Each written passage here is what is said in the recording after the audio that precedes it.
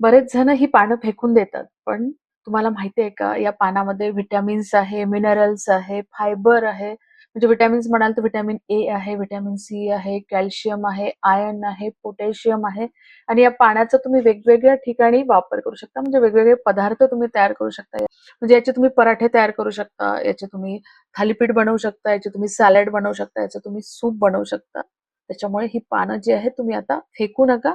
तर याचा कुठेतरी तुम्ही नक्की वापर करा. आज आपण या पानाची भाजी तयार केलेली आहे आणि भाजी इतकी रुचकर तयार होते ना, म्हणजे घरामध्ये मुलं सुद्धा ही भाजी खूप आवडीने खातात. नमस्कार, Sushma healthy wealthy recipes and salad मध्ये सर्वांचे खूप खूप स्वागत. आणि आज आपण मुळ्याच्या पानाची भाजी पाहणार आहोत. पटकन होणारी रेसिपी बघूया, पण त्याआधी जर तुम्ही माझ्या चॅनलवरती नवीन असाल किंवा अजूनही माझं चॅनल सबस्क्राईब केलं नसेल तर प्लीज चॅनलला सबस्क्राईब करा. रेसिपी आवडली तर जास्तीत जास्त लाईक करा, शेअर करा, तसेच बेल आयकॉनला पण क्लिक करा, जेणेकरून माझ्या नवीन व्हिडिओचे नोटिफिकेशन पहिल्यांदा तुम्हाला येतील. रेसिपीला एक लाईक नक्की द्या आणि चला पटकन रेसिपी बघूया. त्यासाठी इथे मी हा भाजीचा मुळा घेतला आहे. तर भाजीचा मुळा म्हणजे काय, तर याला ना खूप पानं असतात आणि मुळे जे आहे यांचे छोटे छोटे असतात. असे हे बंचच विकायला येतात. मोस्टली या सीझन मध्ये ते 20 ते 30 रुपयाचा हा बंच येतो. तर तुम्ही बघू शकता याची जी पानं आहेत ते एकदम कोळी असतात, छान असे मऊ सॉफ्ट पानं असतात त्याचे. तर काही जण काय करतात, फक्त पानाचीच भाजी करतात, तर काही जण त्याच्यामध्ये ते मुळे पण टाकतात. पण मी इथे फक्त पानाची भाजी करते आहे, मुळे त्याच्यामध्ये घालणार नाही. आणि हे मुळे आहे ते सॅलड म्हणून तुम्ही खाऊ शकता. तर तुम्ही बघू शकता याची पानं किती सॉफ्ट आहे, म्हणजे अगदी तोडली ना तर पटकन अशी तुटल्या जातात.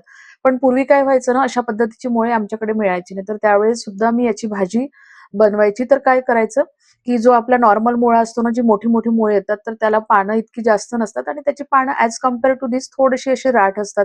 त्याला जे आहे ते केसाळ जे आहे, थोडासा केसाळ पण असतो त्याच्या पानावरती, पण त्याची ही भाजी खूप चांगली होते.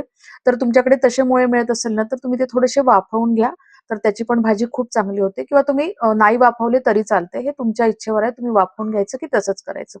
आता याचं काय करायचं, तो मुळा मी वेगळा करणार आणि पानं वेगळे करून घ्यायचे आणि छान 2 ते 3 पाण्याने ते स्वच्छ धुवून घ्यायचे. आणि धुवून घेतल्यानंतर त्याच्यामधलं सगळं पाणी जे आहे ते झारून काढायचं आणि नंतर या भाजीला छान असं बारीक आपल्याला कापून घ्यायचं आहे.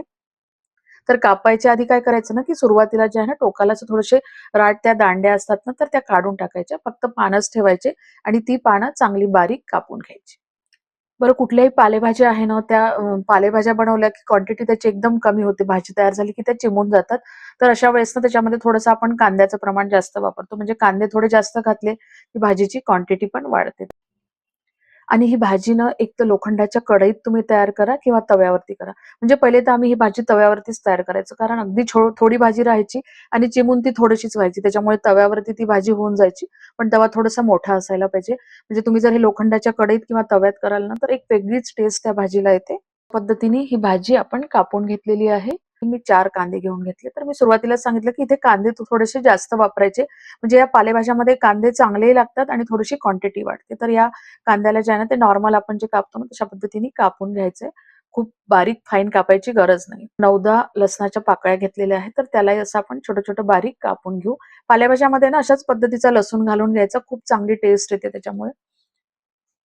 आणि ह्या 2 तिखटवाल्या हिरव्या मिरच्या आहेत, तर त्या मिरच्या सुद्धा अशा छान बारीक-बारीक कापून घ्यायच्या. भाजीला फोडणी घालू, तर या भाज्यांना तेलाचं प्रमाण जे आहे ना, अगदी कमी तेल घालायचं. तर इथे मी फक्त 2 ते 3 चमचे तेल टाकलेलं आहे पोहे खायच्या चमच्यानी.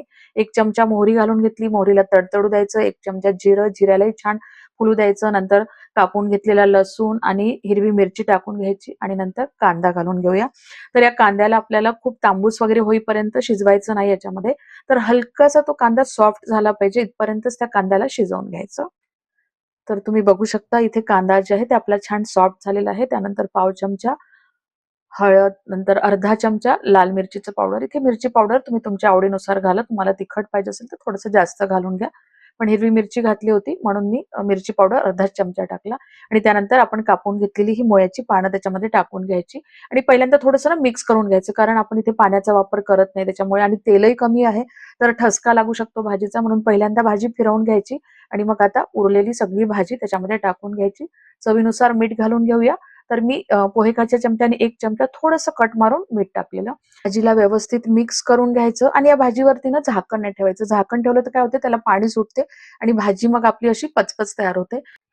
आणि या भाजीचे ना पानं छान सॉफ्ट आहे, त्याच्यामुळे ही भाजी लवकरच शिजते. तर सुरुवातीला मी एकदम हाय फ्लेम करून घेतलेली आहे आणि नंतर मग असं वाटलं, की पाणी त्याचं आटलं, तर नंतर मग मीडियम फ्लेम करायची आणि ती भाजी सॉफ्ट होईपर्यंत शिजवून घ्यायची. तर तुम्ही बघू शकता, इथे आपली भाजी छान शिजलेली आहे, अगदी मोकळी झालेली आहे भाजी आणि कुठेही भाजीला पाणी नाही. आणि इथे आपली भाजी तयार आहे. अगदी 5 ते 10 मिनिटाची प्रोसिजर आहे. म्हणजे सगळं प्रिपरेशन आणि भाजी रेडी होणे. पण खायला तुम्हाला सांगते अगदी एक नंबर भाजी लागते. अगदी रुचकर भाजी होते. तुम्ही भाकरीसोबत, पोळीसोबत ही भाजी खाऊ शकता. इव्हन टिफिनवर सुद्धा ही भाजी नेऊ शकता. तर आता यानंतरची मुळ्याची पानं कुठलीही असो तुमच्याकडे असतील ना, तर तुम्ही ही भाजी तयार करा.